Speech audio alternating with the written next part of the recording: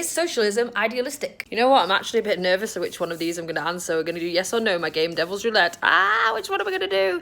No. Okay, I've got 60 seconds off the top of my head why I don't think it's idealistic. I was listening to this podcast the other day and the guy was saying, instead of thinking about it as like a destination, thinking about it like the journey, if you say like, oh, well, what you're looking for there is essentially world peace and everybody having equality, then obviously that's unattainable. So if you say like, oh, a socialist is creating this world where we all have everything the same, that's not really what they're aiming for. It's more about trying to move towards progress and more equality in little gradual steps.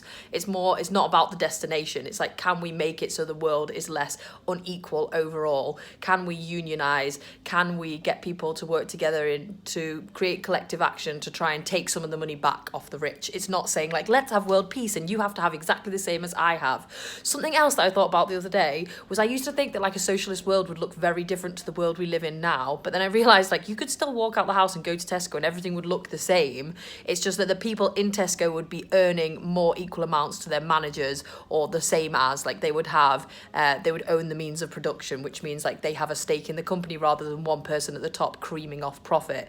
So I used to think like, oh, it's so idealistic because I don't know what I thought the world would look like. You'd like walk out into the world and everything would look different, but it's like everything can look the same. You can still have the schools and the shops and the roads and everything. It's just about like how the wealth is spread amongst us. So in that sense, it's less idealistic now that I've got a better idea of what it could mean. But I know it means lots of different things to different people. And I could argue the case that it is idealistic, but that's the point of my game that I'm trying to play, is the Devil's Roulette. It's this little game I've come up with where you have to think outside of your own stance, because I always get into these arguments with friends, not arguments, but like topics of discussion, especially when you're drunk and you're like, blah, blah, blah, blah. And you realise like you're just talking over each other or you're in your own echo chamber, and really a lot of the time it's like somewhere down the middle. It's like if you wrote an essay and I wrote an essay and we blended them together, yes, it's idealistic, or no, it's not idealistic, and blended them together, that's where the truth is. It's never as black and white as we make it out to be. But you get so stuck in your own little status game of being like, I'm right and you're wrong and I don't want to look stupid.